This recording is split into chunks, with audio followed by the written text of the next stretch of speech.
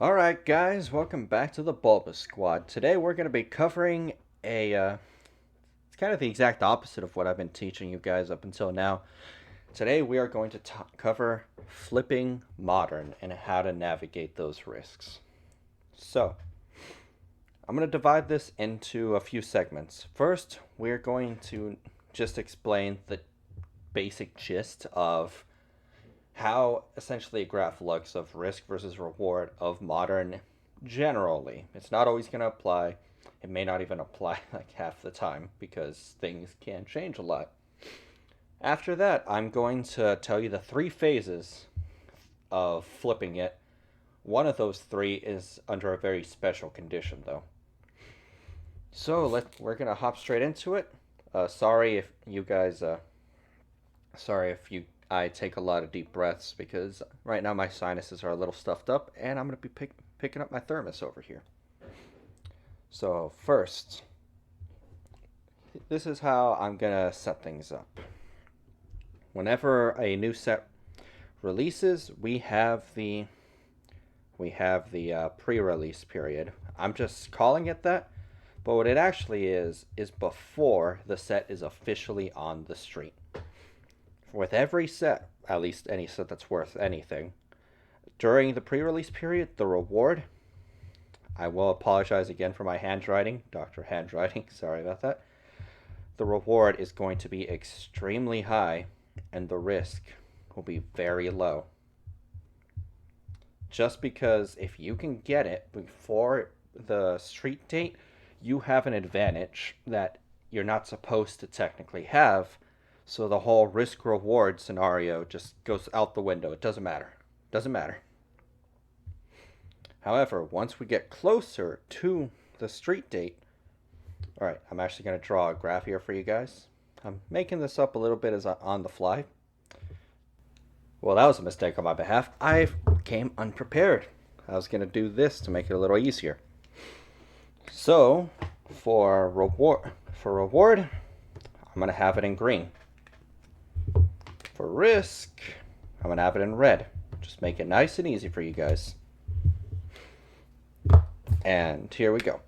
So, we have the street date, and then we have out of rotation. I put this too close to the bottom. Mind where I put these, it looks kind of stupid, I know. So, before we hit the street date, your risk is absurdly low, way down here. Or no, already I'm messing it up. All right, your reward is way up here, and it just slowly declines until we hit the street date, and then it dips. We've seen it with just about every set. We talk about the Charizard VMAX from Darkness Ablaze. It was running around at some ridiculous price in the hundreds, and then I think it bottomed out at like $85. And then it went back up. And for Champion's Path, the Charizard's running around well above $1,000. Now, I think the Rainbow Rare is at $700, and the Shiny, I'm not actually sure, because that one's still been very volatile. But once we hit the street date, it begins to dip until it hits a point of inflection, in which case the price begins to rise. It may not rise that sharply, it may only rise a little bit. It really depends. Somewhere it'll rise. Now then, for the risk. Sorry. What no one wants to hear about. Your risk is extremely low, like unreasonably low at release or whenever you break the street date. However, the closer you get to release, it begins to increase until you hit release, and then it spikes. And you'll notice these two kind of converge. And there's a reason for that. Once that point of inflection occurs where the price has found its bottom and it begins to increase again, from that moment, moving all the way into out of rotation, your reward and risk are positively correlated, which means as your reward increases, so does your risk. The reason for this is because, going back to my old Champion's Path video, if your reward goes too high, the odds of a reprint increase accordingly. So the higher this goes, the higher your risk. And I don't have this part fully fleshed out yet. I'll hammer it out eventually. I believe once you pass a certain threshold for your reward, your risk is no longer completely positively correlated. It becomes exponential and it'll outpace your reward. Just because the reward is too good for Pokemon not to reprint. Now, once you manage to get past this point right here, you're out of rotation, you are pretty much good. Because between here and here, there are about 2 to 3 years worth of time that need to pass. Sorry about that. I got dogs and sometimes they fight each other. So, within this time frame, another set can come out that will make Pokemon more money. Other sets could draw fire or attention away from the set and cause its reward to stop moving high up. There's a lot of factors that can happen.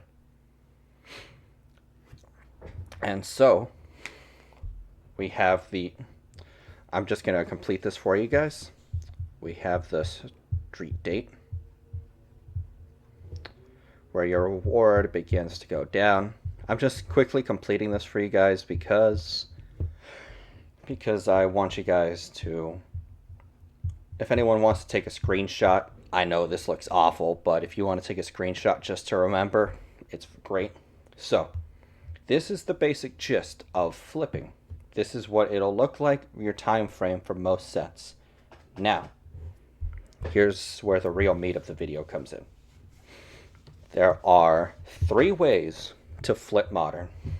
However, before I continue further, this is very dangerous. Flipping Modern is very dangerous because you can easily lose money. When it comes to very short-term flips, we do not know how the market is going to react. We do not have my 6-month, 12-month, 24-month. We don't have any landmark benchmarks, so I do not know what's going to happen in those time frames. That being said, I know some people are going to flip anyway, so I wanted to teach you guys how to navigate it. So here are my phases. We have the flip it. Not the flip it. Sorry guys, this is a lot of information and I start getting a little confused. So we got the rip it and flip it phase. So this phase is primarily identified by the intrinsic value, which means the value of inside of the packs. So all the cards combined, like you get a $45 value out of a $4 pack for whatever reason. Your intrinsic value is either greater than or equal to the price you pay for the item. This is the defining factor or the defining characteristic. Because if this occurs, now you have no reason to hold the product. You can just rip it, sell the singles raw. However, when this happens, inevitably people see this opportunity and the supply just gets obliterated until we reach stage 2. Stage 2, I call it the grade it. The grade it and flip it. So grade it and flip it, it's characterized by pretty much the exact same thing. The price is greater than the intrinsic value. Not equal, greater. In this case, it is going to be in your best interest to purchase the singles outright on eBay, grade them, and then flip them. Keep in mind, though, it is still very dangerous. There's a lot of variables you do not know that you cannot fully account for. People selling cards that are way less than PSA 10 worthy. They could send you off center. They could send you slightly scratched cards. Lots of things. In this case, you'll just grade them and hope for the best and flip them. However, these will be universal to every set, just about. The only difference is how often will these occur, and sometimes it's not always a one-way river. Sometimes it can go backwards. In the case of something like, let's say, Hidden Fates, whenever they reprint it, the price online is still pretty high, but the intrinsic value of that product is extremely high, especially if you buy it at MSRP. If you buy it at MSRP, there is no one in the world that can say that you're wrong for opening it. So, these are my two generic situations. Now then, here's my special circumstance. It's, my girlfriend convinced me to call it flip the seal because, flipping it's in the sea just is stupid, but flipping it sealed. So, there are 3 conditions that must be met if you are going to do this and if it'll work. Number 1, the demand has to far exceed the supply. Not equal, far exceed. Reason for this is because if that happens, you can successfully scalp a product. Condition 2. I know a lot of you are not going to like this. You have to be able to lose money on this product. The reason I say this is because at a moment's notice, the supply may be rectified. At a moment's notice, the demand may suddenly stop if they know that another wave is coming. One moment, gotta take a little drink. Good. So, and a lot of people will make the argument that, oh, it's not going to dip back down below MSRP, so I'm going to go on a small tangent right here. So if you buy a product at $50 and it stays at $50, remember, you have roughly a 12.9% exit fee. 10% from eBay, 2.9% from PayPal. You do that, plus roughly $8 worth of shipping, you're going to be down roughly $14. So right out the gate, you would be sitting at $36. So that's why I say be ready, because if it stays at MSRP, you've technically lost money. And the third condition in order to be able to make this work, you absolutely must buy at MSRP. No buying it off of eBay and then trying to flip it, because that is even more dangerous. You're unnecessarily increasing your risk and lowering your reward margin. If you cannot manage to pick it up at MSRP, the ship sailed. That's why I said this is a very specific set of circumstances that must be met. If all of these are met, then this is the absolute minimal amount of work with the least gambling. Granted, this is also the most dangerous, in my opinion, because you're dealing with a circumstance where a lot of others could be indulging, kind of like right now with Champion's Path. Everyone and their mother is holding on to Champion's Path ETBs and flipping them. And we saw similar circumstances with Hidden Fates. So this is the easiest money because you don't have to rely on the gambling of opening. You don't have to rely on the gambling of what your grade is going to be, or necessarily entirely the price of the singles, because in this stage, you are still very, very early in the lifespan of a product. It is being very much driven by the hype. Because look at Champion's Path. A lot of people argue there's nothing good in it other than the Charizards, and they are right. But look at the hype. The hype is so ridiculous for those 2 cards. The set is managing to hold its own.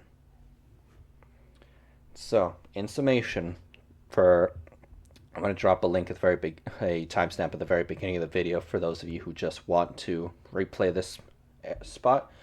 In summation, before the release, the reward is way higher than the risk. The proportion is not there. After release, eventually the 2 of them are going to meet. Once they meet, they will have a positive relationship where the higher the reward, the higher the risk until you pass out of rotation.